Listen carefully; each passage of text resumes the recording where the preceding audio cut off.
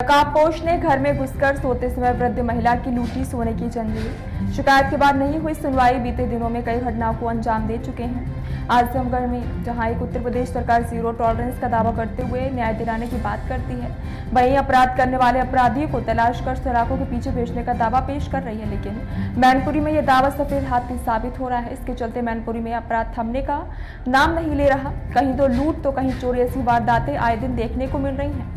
पीड़ित द्वारा शिकायत करने के बावजूद भी अपराधी पुलिस की पकड़ से दूर रहने के कारण उनके हौसले बुलंद हैं। इससे आए दिन एक के बाद एक घटना को अंजाम देने से नहीं चूक रहे। ऐसा एक मामला जनपद मैनपुरी के थाना कृष्ण क्षेत्र के ग्राम दिवनपुर साहिने में देखने को मिला, जहां घर में सो रही 75 वर्षीय वृद्ध महिला रामा देवी पांडे की कुछ दिन पूर्व अर्धरात्रि में एक नकाबपोश ने घर में घुसकर 2.5 लाख रुपए की सोने की जंजीर लूट ली। और जब पिता ने इसका विरोध किया तो नकाबपोश ने गला दबाकर हत्या करने की कोशिश की। मौके पाकर के भाग जाने में सफल हो गया। घटना की तहरीर थाना कोतवाली कृष्ण में पीड़िता ने की, लेकिन पुलिस द्वारा कोई भी कार्रवाई नहीं की गई। ये आपका जी आशीष पांडे। अच्छा पांडे जी, आप यहाँ कप्तान साहब के पास आए हैं। ये जो ना आपके परिवार के ही लोग हैं। जानकारी मिली है कि आपकी जो माता जी हैं, ताई जी हैं, इनके साथ में सोने की जंजीर भी लूटी। क्या और कोई भी वारदातें घटी हैं? इनका एक्चुअल क्या है कि 3 दिन पहले फ़ोन आया था मेरे पास।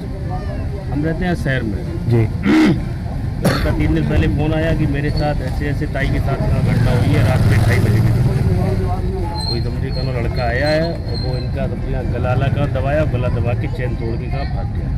उस पीरियड में 2:30 बजे के टाइम ये सारे लोग। क्या नाम है दादा आपका? कैलाश सिंह पांडे। अच्छा, ये जो ना यहाँ पर कप्तान साहब के पास आए हो, क्या पूरा मामला है? मामला है ये 17 तारीख की सुबह को 2:30 बजे कोई नकाब मतलब मुँह बांध के पूरा कोई लड़का आया है। ये लड़का था मोहल्ले में 21 साल का, पतला लंबा लड़का था। और वो आके जो है मम्मी का पहले गला दबाया। गला दबाने के बाद जब इन्होंने हाथ पकड़ने की कोशिश की तो वो हाथ छुड़ा के और चेन को खींच के और दरवाजे से भाग गया। अच्छा, सोने की चैन थी? चेन थी और अभी 2.5 लाख की बनवाई थी कुछ समय पहले, 2.5 लाख के आसपास की। अच्छा, इस संबंध में क्या पुलिस को सूचना दी थी आपने? पुलिस को 33534834 इससे धमकी मिली थी? धमकी आई है 2 बार और दोनों कॉल रिकॉर्ड है, उनकी फोटो है हमारे पास।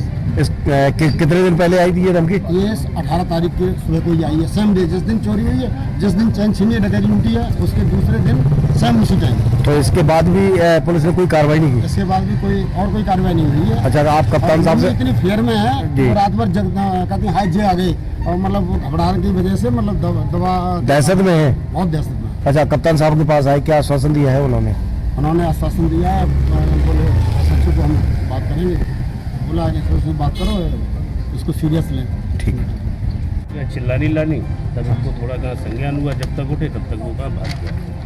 ठीक है। चलो, ये तो घटना इनकी अभी की थी।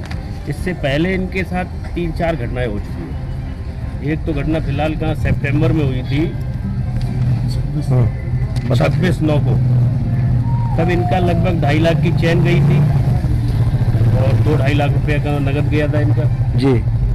तब भी इन्होंने FIR की थी, लेकिन कोई मामले में समझे टीके का संज्ञान से नहीं लिया गया। ठीक है। चुप बैठ गए।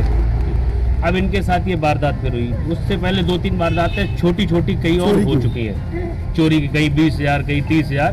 तो 20,000 30,000 के लिए इन्होंने इतना ज़्यादा दिमाग भी नहीं लगाया, हमने भी नहीं लगाया, क्योंकि ताई की एज है बहुत। तो हमने सोचा मैनपुरी आएंगे, क्यों इतना ज़्यादा परेशान करेंगे। लेकिन ये जो 26/9 की घटना, ये 3-4-5 लाख की है, और जो ये 1.5 लाख की घटना हुई है, और जो इनका गला दबाया गया मारते मारते बिल्कुल ही बची। तो मैंने कहा अब तो मामला बहुत ऊपर बढ़ रहा है। तो लगातार ये घटनाओं को अंजाम दे रहा है, क्या एक ही जो बदमाश मालूम पड़ रहा है? अब आप ये बताइए मुझको कि माता जी के पास चैन है, इन्होंने अभी कहाँ भागवत कराई थी 1 महीना पहले, जो अच्छी भागवत कराई थी, उसका खर्चा लगभग 9-10 ठीक है। कहाँ घर का परिवार